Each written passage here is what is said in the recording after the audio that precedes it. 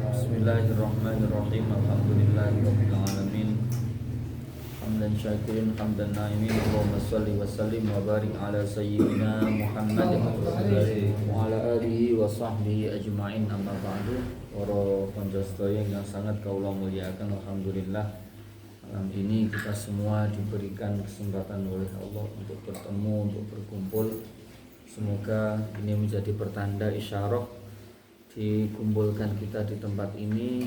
Besok di akhirat kita dikumpulkan lagi bersama orang yang paling kita cintai, Nabi Muhammad SAW. Bahwa satu hal yang paling menyenangkan itu adalah ketika seseorang diberikan kebahagiaan di dunia dan tentunya berharap nanti mendapatkan kebahagiaan di akhirat. Termasuk salah satu penyebab orang itu diberi susah itu adalah dosa yang dia lakukan. Jadi kalau dalam hadis itu kan dikatakan bahwa ketika seseorang itu diberikan susah, itu ketika orang itu diberikan satu kesedihan, itu adalah cara Allah untuk menghapus dosanya, karena dia itu tidak memiliki amalan baik yang bisa digunakan untuk melebur dosa-dosanya. Jadi dia tidak punya amalan baik yang bisa digunakan untuk melebur dosanya.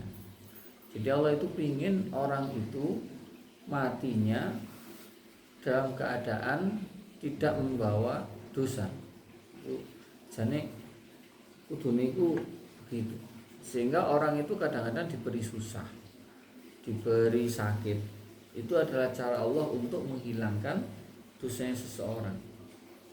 Makanya korelasinya itu bisa jadi orang itu susah itu juga dikarenakan dosa yang dia lakukan. Di wong kulek susah itu termasuk susah normal sebabnya apa susah kanggo duwe, apa susah apa jenenge dikecewakan orang, susah nopo. Lah susah itu bagian dari cara Allah untuk menghapus dosa. Termasuk orang sakit. Orang sakit itu juga menghapus dosa. Makanya Allah itu kadang-kadang mau menempatkan seseorang di satu posisi yang baik di akhirat. Tetapi ketika seorang itu tidak memiliki kepantasan untuk berada di posisi itu, karena amalnya yang kurang misalkan, nanti Allah akan memberi satu susah atau satu sakit yang dengan sakit itu akhirnya dosanya itu akan dilebur dan derajatnya akan naik. Nah, jadi wong wong sakit, wong susah itu sebenarnya juga bagian dari nikmat Allah yang nikmat yang bentuknya itu bentuk sisi lainnya itu melebur dosa. Dan koyok loro kan gak enak, susah kan gak enak. Tapi ternyata di balik ndak enaknya itu ada hikmah yang baik, yaitu menghapus dosa, meningkatkan status meningkatkan status derajat di akhirat. Ya, semoga kita semua niku diberikan kebahagiaan, diberikan derajat yang baik di sisi Allah dengan kebaikan yang kita lakukan. Bismillahirrahmanirrahim. Hukmu tarikus shalah. Membahas tentang bagaimana hukum orang yang meninggalkan sholat. Nah, sholat itu sekarang koyok wis umum nggih, wong gak patek gak pate nglakoni salat itu kaya umum, umane wae karnaval. Niku sing biasa salat kadang-kadang yo prei. Karena begitu saking pentingnya nopo? Pentingnya karnaval.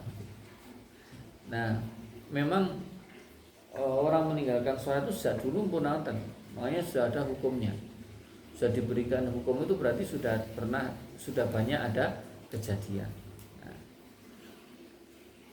Nah, bagaimana hukum meninggalkan sholat?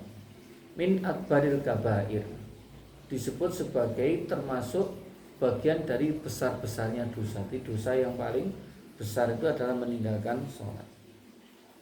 Bahkan dia mengatakan ini jauh lebih besar daripada dosa zina, dosa membunuh. Itu adalah dosa meninggalkan sholat. Karena dosa meninggalkan sholat, karena sholat itu sendiri adalah perintah yang paling penting yang diperintahkan Allah kepada manusia.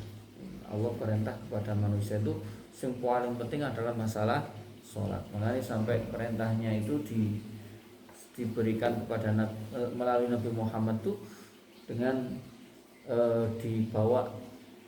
dipanggil Allah ke langit, ke Sidratul Muntaha, di tempat yang di situ tidak pernah ada maksiat. Ya. Kalau yang lain itu kadang masih diperintahkan di bumi untuk masalah sholat itu tidak. Wa warada fit tarhib min dzalika qaulu ta'ala.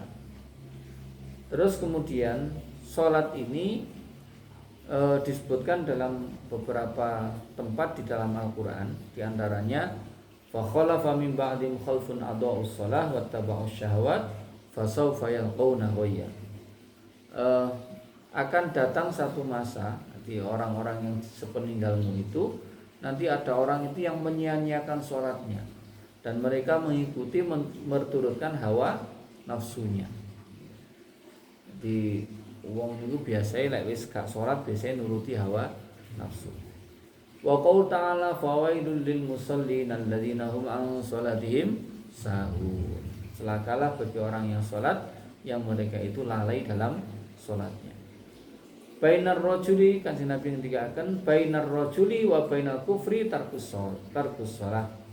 Ini salah satu tanda yang membedakan antara orang kafir dengan orang muslim itu adalah masalah sholatnya. Man tarokas sholah laqiyallahu wa huwa alaihi ghadban. Orang yang meninggalkan sholat nanti ketika bertemu dengan Allah, maka Allah itu akan dalam keadaan begitu marahnya. Allah kata wong gak sholat itu marahnya luar biasa. Man tarokas sholah, Nabi ngendikaken malih, man tarokas sholah muta'ammidan ahbatallahu amalahu wa bari'at minhu dhimmatullahi hatta yuraji'anillahi azza wa jalla taubatan. Orang yang meninggalkan sholat dengan sengaja, maka Allah itu akan maka amalnya Allah itu akan menampik semua kebaikan-kebaikannya. Di wongku masih wapi lek gak sholat itu amalnya tidak akan diterima. Gak diterima. Bahkan wabariat min hudzimatullah. Jadi Allah itu gak peduli dengan orang yang tidak mau sholat, gak peduli ben sakarep-karepnya. Sampai nanti dia itu mau bertobat. Ditambah lagi dalam salah satu hadis, dalam hadis masalah Isra Mi'raj itu, Nabi sallallahu alaihi wasallam ata ala qaumin turdahu ru'usahum bis-sakhrah. Di ketika Kanjeng Nabi itu Mi'raj, ada satu orang atau kelompok atau satu orang yang nopo kepalanya niku dihancurkan dengan batu. Jadi tutuki karo watu sampai hancur. Kullama rudikhat adat kama kanat. Setelah hancur balik meneh. Terus malah tutuki meneh, hancur meneh. Wala yufattaru anhum min dzalika syai'. Sampai tidak tersisa sama sekali. Terus Kanjeng Nabi tanya, siapa itu Jibril? Jibril menjawab, haula'il ladzina tathaqalat ru'usuhum anis sholati al-maktubah. mereka itu yang merasa berat kepalanya digunakan untuk sholat. Jadi sirai dijak sholat itu wabot. Ini orang itu nanti kepalanya yang dihancurkan. Pun ini beberapa dalil yang berkenaan dengan masalah sholat. Betapa pentingnya sholat. Jadi digambarkan itu ya tadi. Sholat itu kenapa kok sampai dikatakan awwalu ma yuhasabu abdu yaumil qiyamah as-shalah, yang dihisab pertama kali oleh Allah di hari kiamat itu adalah masalah sholatnya. Kalau sholatnya itu baik, maka baiklah, diterima seluruh amal kebaikannya. Kalau tidak, maka tidak. Di koyongnya itu kan amal itu kalau tidak dilakukan dengan ikhlas itu kan tidak bisa diterima. Jadi koyok gampangan ini, koyok wong nyortir buah niku lek buah niku tidak sesuai kriteria mesti dibuang ya, dibuang atau dijual murah. Nah, jadi disortir. Nah, ketika orang itu sholat dan sholatnya baik, maka buah yang tidak baik itu akan diutuhkan sehingga nanti buah itu bisa diterima, masuk kepada bagian dari amal yang diterima. Tapi lek buah itu tidak baik dan tidak ada penolongnya, jadi tidak ada sholat yang mengutuhkannya, maka buah itu tidak akan diterima. Nah, orang kalau tidak sholat itu tidak punya sesuatu yang mengutuhkan, yang memantaskan buah itu untuk diterima. Gampang nih mulai ini ukurane sortir seperti itu. Nah, amalan kita itu sing ikhlas kan wangel. Nah, wong amal kon ikhlas itu ya iso, tapi lek titik ikhlas biasa.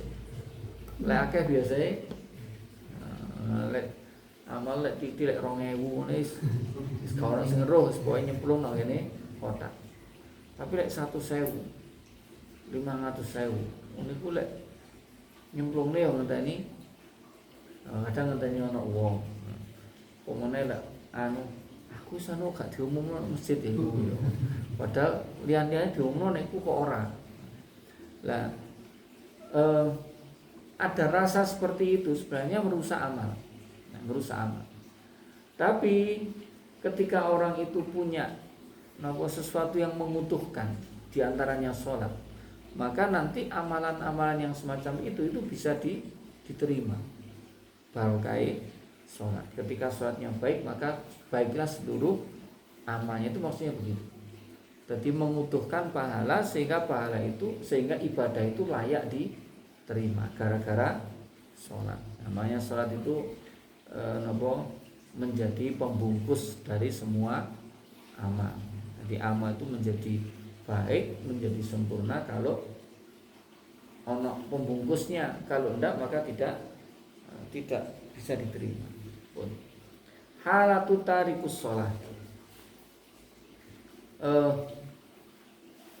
Beberapa hal berkaitan tentang orang meninggalkan sholat. Lalu halatan, ada dua hal. Fatarotan yatrukuha juhudan, watarotan yatrukuha kaslan. Di orang meninggalkan sholat itu ada dua macam. Yang pertama memang dia itu ingkar, dianggap sholat itu gak wajib. Yang kedua, orang itu meninggalkan sholat karena malas. Sajane yo ngerti lek ku wajib tapi malas. Sing akeh ngene. Sing akeh iki wong malas. Lek kon nyambut gawe srogep, kon sekolah srogep, tapi kon sholat malas nih akeh. Tunggale akeh.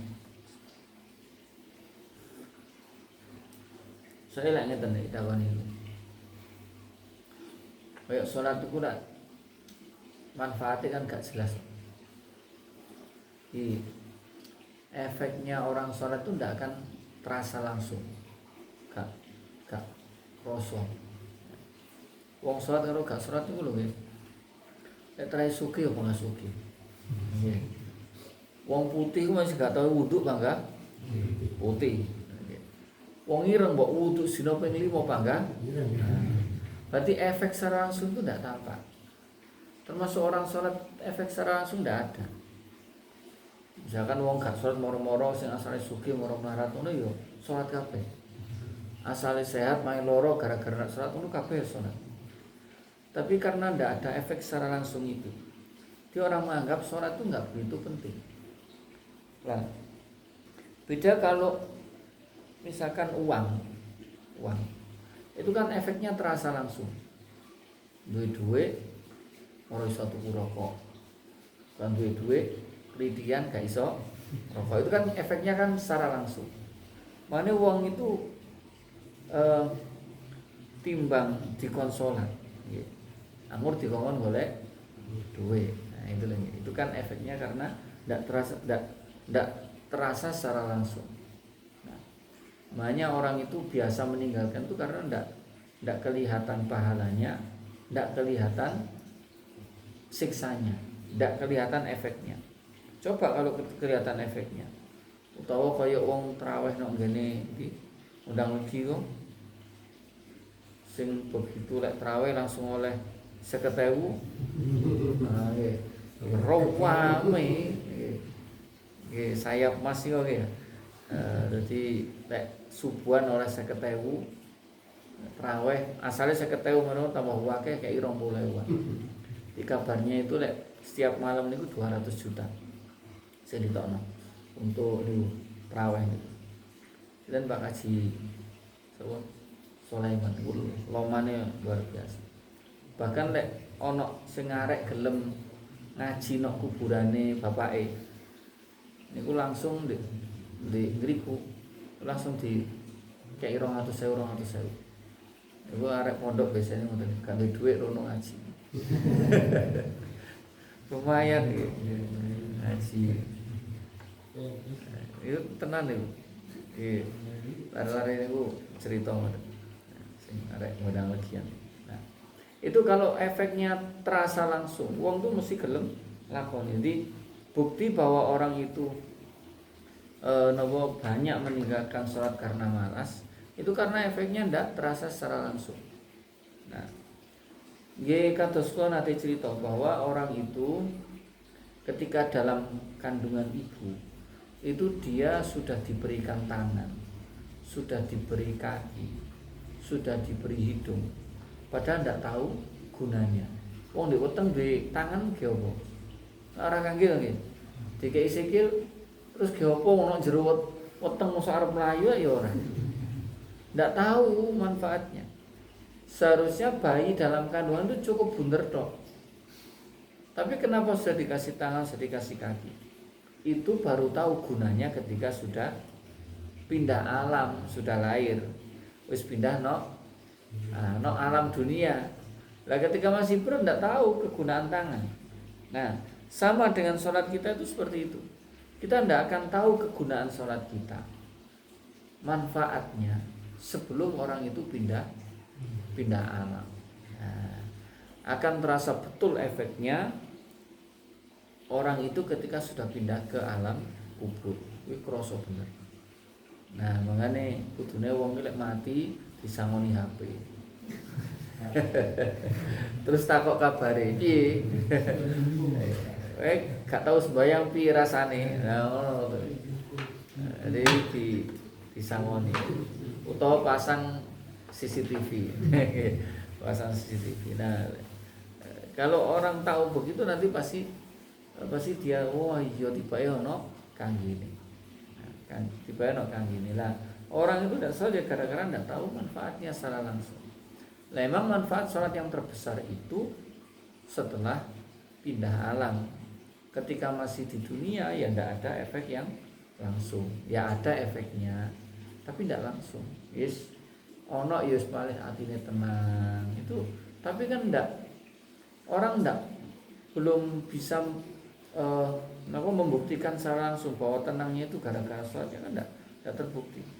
Kadang orang itu tenang wis napa duwe akeh. Nah, nggih wong ku krasa tenang lek kulkas sibuk karo panganan nggih. Wong tenang lek wis dan macam-macam.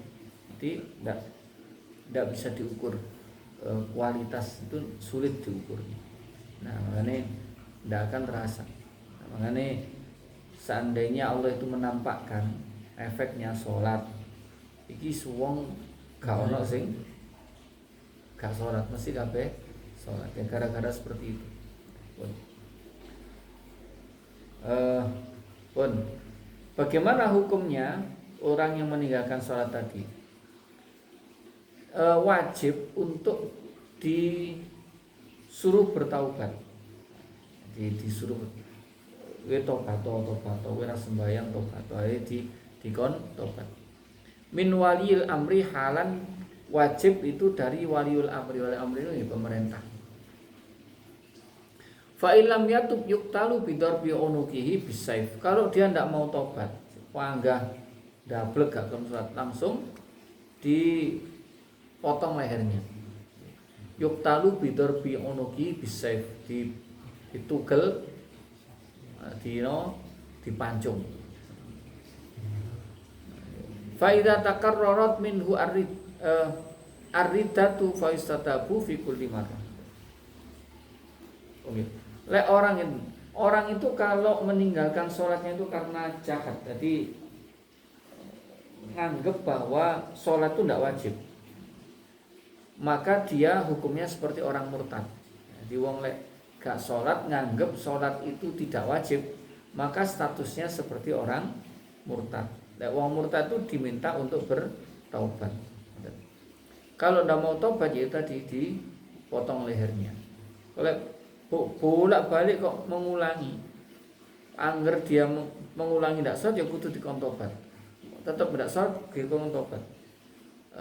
Terus lek wis ping 3 dikongkon kok tetap dablek, nah maka yu'azzaru, ditakzir dulu, baik itu laki-laki maupun perempuan. Ketika orang itu faida qatalnahu, ketika orang itu kemudian akhirnya dipancung, maka tidak diperbolehkan untuk menyolatinya, tidak oleh nyolatinya. Wala yajibu ghusluhu wa takfinuhu wa dafnuhu, bahkan tidak wajib memandikan, tidak wajib mengkafani, bahkan juga tidak wajib dikuburkan. Jadi statusnya luar biasa nih. Wong kafir sikon ngubur, wong ini tambah gak oleh dikubur. Wa idza urida dafnuhu falayfanu fil maqabiril muslimin. Bahkan kalau mau dikubur, jangan dikuburkan di kuburan orang muslim. Wa yajidzalikal hukmu fi kulli man ankara mujma'an alaihi ma'luman minad dini bidarurah. Hukum itu berlaku untuk semua orang yang ingkar sesuatu yang sudah menjadi kesepakatan, yang maklum secara doruri, seperti kewajiban puasa, seperti kewajiban zakat, seperti kewajiban haji.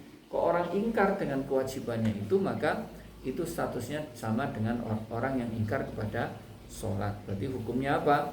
Hukumnya seperti orang yang murtad. Nah, itu untuk orang yang meninggalkannya karena karena menganggap sholat itu tidak wajib. Makanya lek tingene sulam taufik niku Safinatun Najah disebutkan termasuk binatang yang tidak terhormat. Binatang yang tidak terhormat itu adalah orang yang tidak sholat. Binatang yang tidak terhormat, artinya tidak terhormat itu kalau ada air tapi terbatas. Ada air yang bisa digunakan untuk berwudu tapi terbatas. Terbatas hanya bisa digunakan untuk minum beberapa orang saja. Maka kalau di situ ada orang yang tidak sholat, maka tidak boleh air itu digunakan untuk minum orang yang tidak sholat. Anggur digawe wudu. Jadi orang yang tidak sholat itu biarkan aja mati. Biarkan mati. Dan itu lek tingene Safinah begitu. Termasuk itu statusnya sama dengan anjing, babi, anjing yang galak ya, anjing galak, babi, termasuk orang yang tidak sholat itu statusnya sama, boleh dibiarkan mati. Itu yang untuk orang yang meninggalkan sholat gara-gara tidak merasa bahwa suatu hukumnya wajib. Yang kedua, kalau orang meninggalkan sholat itu karena malas. Wadzalika bian akhraja an waqti darurah wa huwa muslimun. Dia muslim sampai waktu nentek itu gak sholat. Jadi mergo malas. Maka itu nanti disunahkan untuk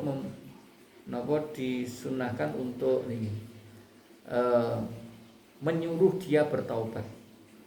Wa takunu haran segera. Fa illam yatu fayuqtalu bisayfi haddan. Kalau dia tidak mau tobat, maka juga hukumnya dipotong lehernya. Wa hukmul muslim, tapi dia hukumnya tetap orang muslim. Fayusalu dimandikan, dikafani, disolati, dan dikubur di kuburan orang muslim. Wa yusamma tarikan disolati idza tarakal jumu'ata wa in shalla adzuhra.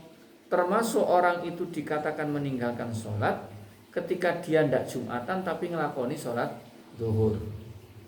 Jadi aku izin nang masjid tak sholat zuhur aja di omah.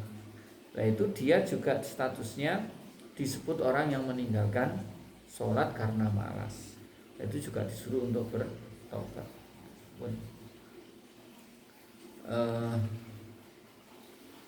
Untuk kemauan nanti orang meninggalkan sholat ada dua macam, ingkar, yang kedua malas. Semoga kita dan keturunan kita semuanya satupun tidak ada yang meninggalkan sholat. Mane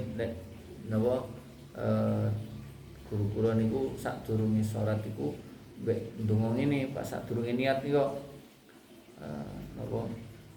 Rabbi ja'alni muqimas shalah wa min dzurriyyati.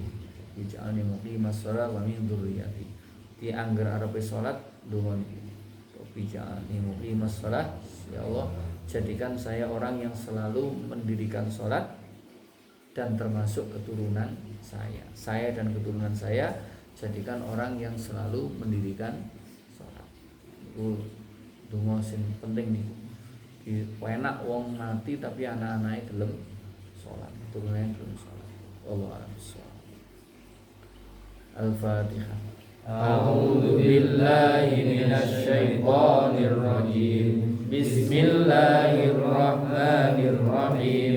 Alhamdulillahi rabbil alamin. Ar-Rahmanir Rahim. Maliki yaumiddin. Iyyaka na'budu wa iyyaka nasta'in. Ihdinas siratal mustaqim. Siratal ladzina an'amta 'alaihim ghairil maghdubi 'alaihim waladdallin. Rabbighfirli wa liwalidayya wa lil mu'minina amin. Subhanakallahumma wa bihamdik, asyhadu an la ilaha illa ant, astaghfiruka wa atubu ilaik. Assalamualaikum warahmatullahi wabarakatuh.